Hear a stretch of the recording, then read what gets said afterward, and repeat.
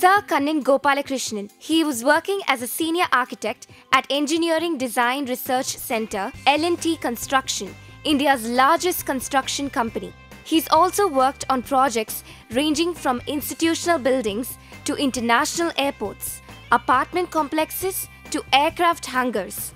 He's also attended 3 international conferences and 2 national conferences, and has also presented technical papers at the Jawaharlal Nehru University, Delhi, and the MSRIT, Bangalore. He's also won the national championship at Archaman at the India's largest architecture quiz. Sir Kannan Gopalakrishnan currently runs a design firm, Habitat Design Studio, and he is also a visiting faculty at the renowned architecture schools in Tamil Nadu.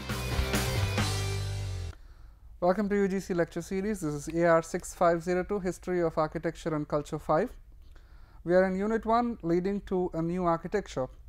This is lecture number 10, and if you remember the previous lecture, we saw about 19th century architecture, bridges in the 19th century, modern technology and materials that were predominantly used in 19th century. And in this episode, we are going to take this discussion to a further whole new level. And then we are going to discuss large international expositions that happened in the 19th century and early 20th century that famously and incredibly helped architecture and engineering around the world at that particular point of time. So, let us straight away get into international expositions. Let us just say people started inventing steamboats, trains and faster means of transport after the Industrial Revolution. We just saw that in the previous episodes. So, what happened was distances became easier to travel and the world became a smaller place. People were able to travel faster, quicker and farther than what they had done earlier. So, during the 19th and 20th century, international expositions or exhibitions, popularly called as world fairs, have become a very commonplace. What they do is they elaborately showcase the technological advances and cultural developments happened in that particular place, and they also call for technological advancements, cultural developments that happened in places elsewhere, and then they ask those people to bring those and then present in a proper format called a fair, and then the whole world can have a look at it. Pretty much like what modern exhibitions look like. If you go to a trade fair, you see a lot of vendors and a lot of people try to exhibit their products, try to sell their products, try to reach out to a wide variety of customers. So, a similar thing happened in 19th century. So, let us take a look at the famous expositions that happened in the late 19th century, because there were a lot of exhibitions that were happening around that particular point of time all over the world. Yes, but let us take a look at a few very prominent ones. The first and the most famous of all is the Great Exhibition at the Crystal Palace, which happened in the mid-century, 1851. Crystal Palace is in Hyde Park, London, by the way. Second, in Paris, Crystal Palace is in London, so Paris conducted a series of international expositions starting from 1855 to until 1925. So, there were a series of expositions that happened in Paris. There was one in 1855, 2 in 1855 actually, 1878, 89, one even in 67 in between, 1900, 1925, a lot of exhibitions that were happening in Paris at the same time. And there was another one which was held in Chicago, World's Columbian Exposition. This happened in 1893. This was another famous exposition which happened in the United States, not in the European main continent. And then in 1873, Vienna Exposition happened in Austria, Vienna. That was also one of the famous expositions. And apart from these, in this episode, we will also be looking at another important exposition which happened in Barcelona, Spain, which incidentally did not belong to the 19th century, it actually belongs to the 20th century. But I will tell you why that is important and why it is not included in this list in front of you before. I will tell you all that when the time comes. So, first let us get into Crystal Palace and see what it looks like. The Great Exhibition at the Crystal Palace of 1851 was held in Hyde Park, which is actually in central London, and they specifically constructed this Crystal Palace for this purpose alone. It was originally designed by Sir Joseph Paxton. He was actually an architect and a horticulturalist who designs glass houses and greenhouses for plants to grow in a very good conducive environment. So in only 10 days, this huge iron Goliath over 1 million feet of glass was designed by Sir Joseph Paxton.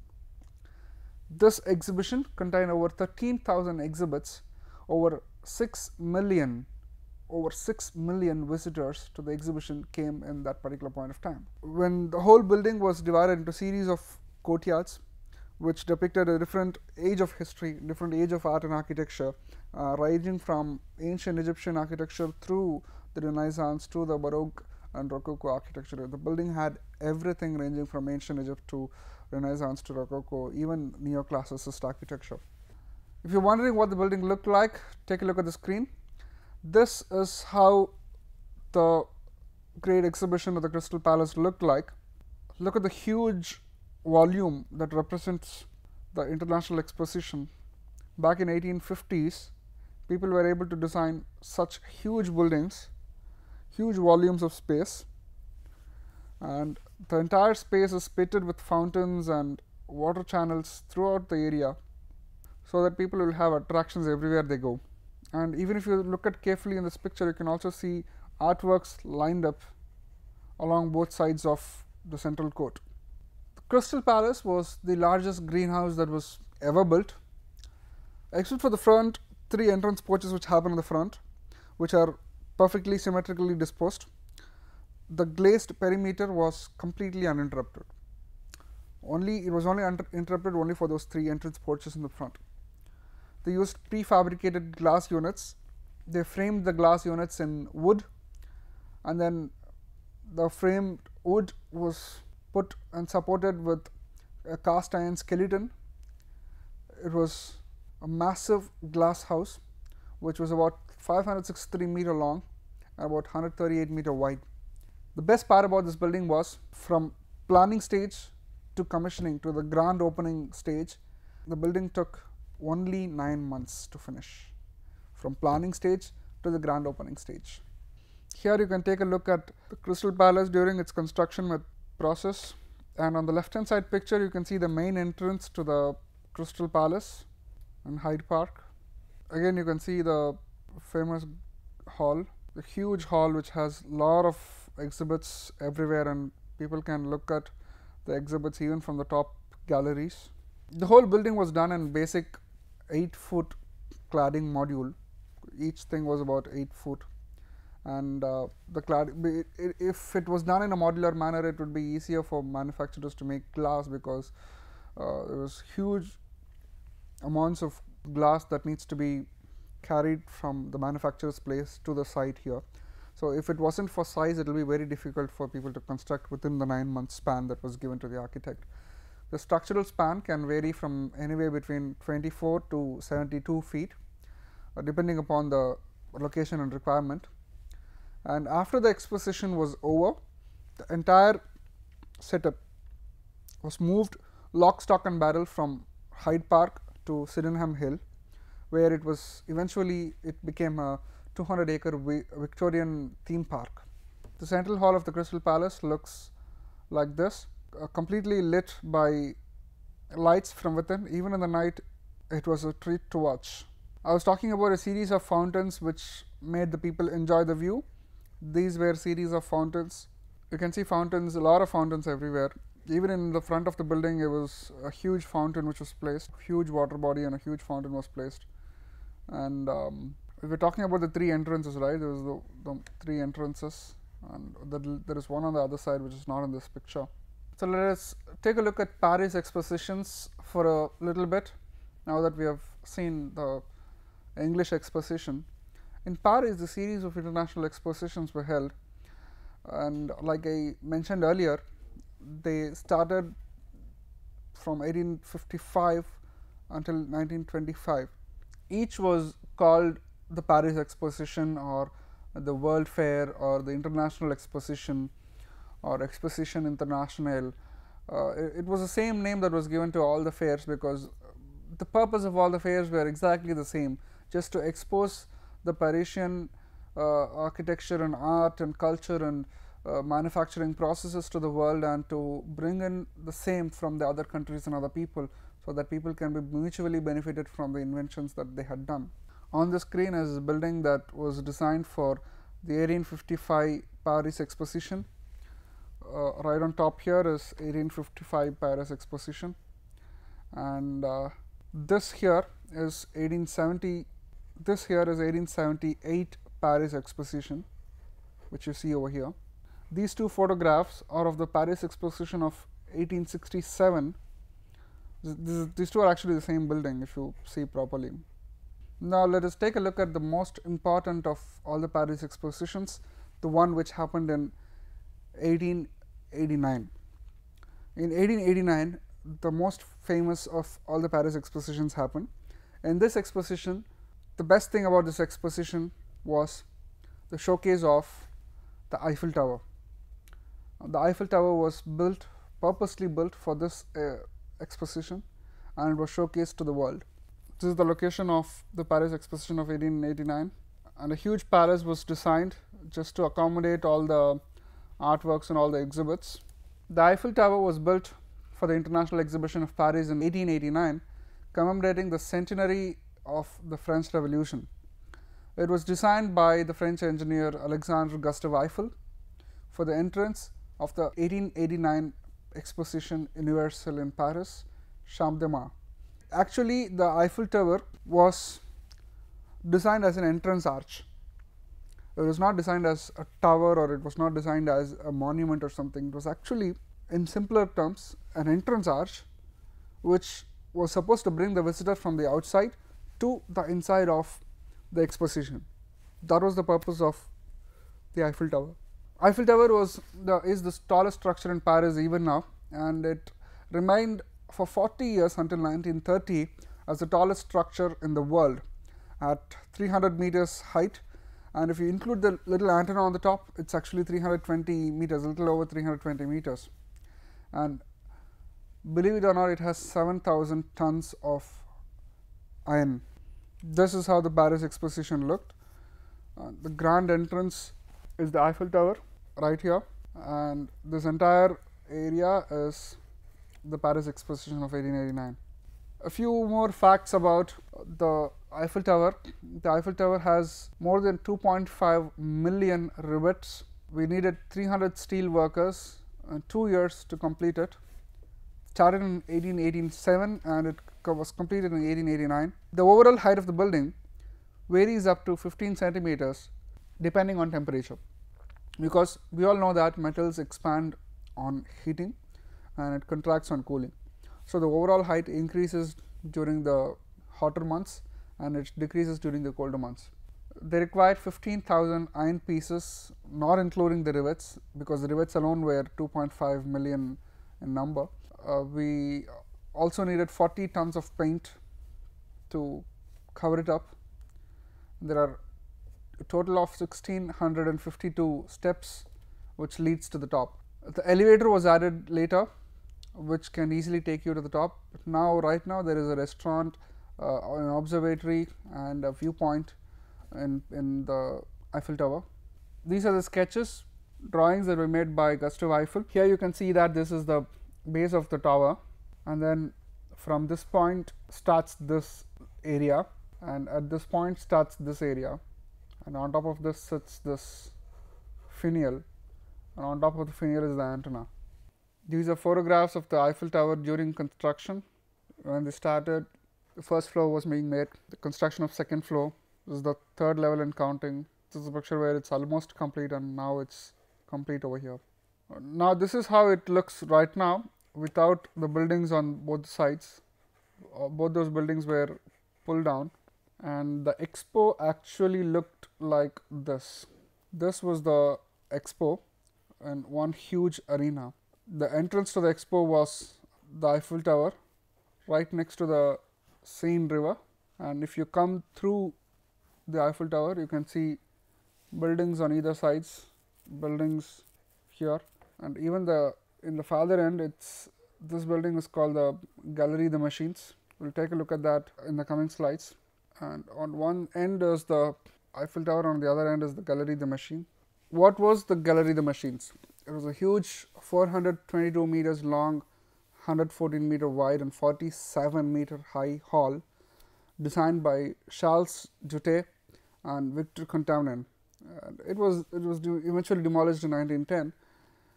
A series of vast steel arches which were hinged at the base and the apex, braced longitudinally with steel ribs. It was very similar in volume to the Crystal Palace. The gallery was structurally a little more dynamic and the first major example of advantages of steel over iron. This is how the Galerie des Machines looked like. So, the steel arches, intermediate arches, braced with little minarets on both sides. The inspiration probably came from Islamic architecture to have a pointed arch and minarets on both sides. This is how the inside of the Galerie des Machines looked like. They were able to showcase the different machines and different technologies that they wanted to showcase. Take a look at the arches which kept repeating at regular intervals, which forms the roof of this building. Now, let us take a look at the next kind of exposition, which is the World's Columbian Expositions, Chicago. The first exposition that happened outside, the first major exposition that happened outside Europe, and it happened in Chicago.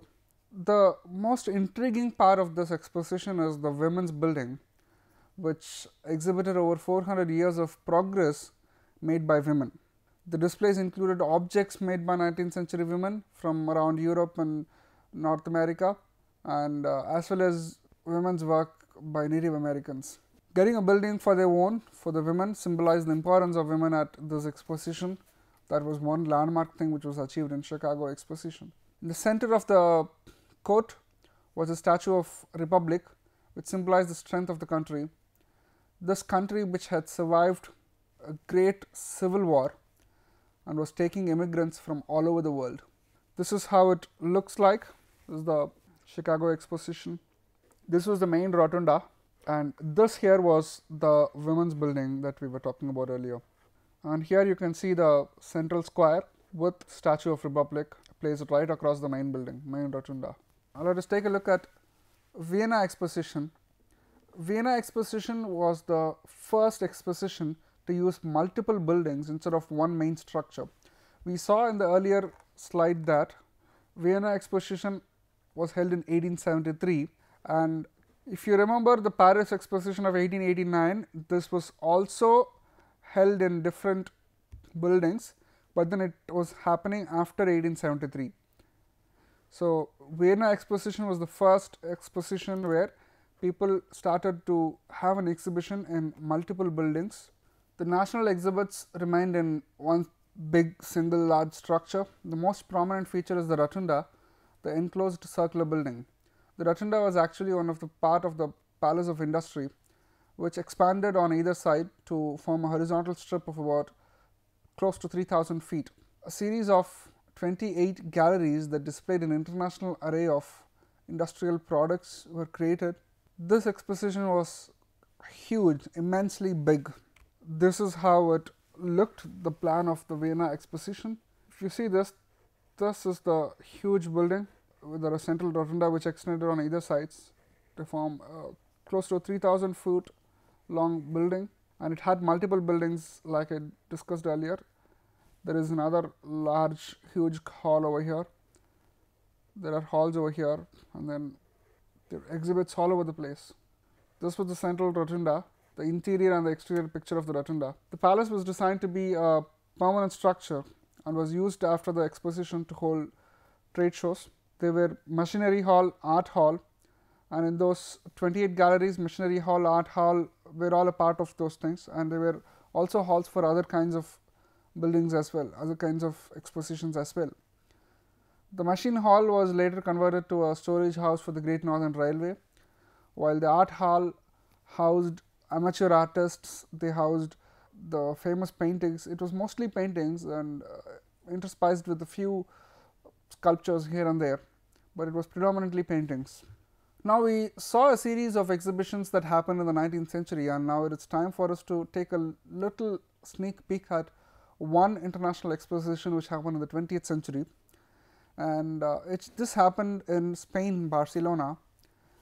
This was designed by the famous modernist Ludwig Mies van der Rohe, and it was designed as the German national pavilion for the 1929 Barcelona International Exposition.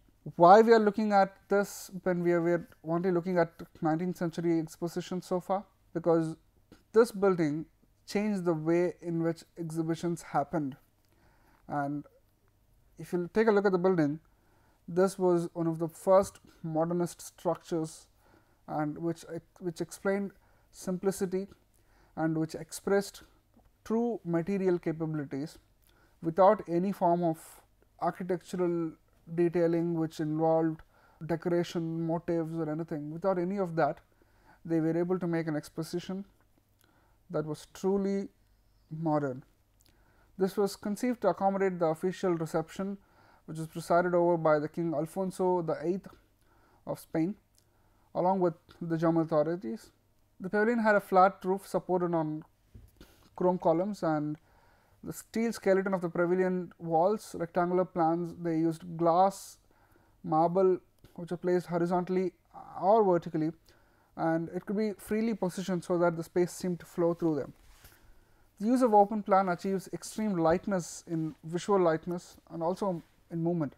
This pavilion became a very important key reference point in both the career of Mies van der Rohe and 20th century architecture as a whole. This is the picture of International Exposition Barcelona. This is how it looks now, and here you can see the open planning structure. You can also see the famous chairs that were designed by Mies van der Rohe here. Here you can see a model. Now let's take a look at what we learnt in this episode so far. We tried to understand the different expositions and how they shaped the future of architecture. We also saw the evolution of exposition spaces and exhibition spaces over the 19th and early 20th centuries. We understood the need for such expositions and why they were conducted repeatedly at that point of time. We also thought about how it increases the cross-cultural influence, and people started to learn from each other during these expositions. With this, we should be able to answer the following questions that are going to appear on your screen right now. Why did we need industrial expositions in the 19th century? Explain the different expositions that happened in Chicago and Vienna, tracing the history and impact of such expositions. Explain the Paris Exposition of 1889 with special reference made to the Eiffel Tower. I look forward to see you on the other side with more information on such time period, and in the next episode we will be looking at one of the famous schools of architecture called Chicago School of Architecture, which was the reason how modern architecture, modern skyscrapers started to develop. So till then, thank you.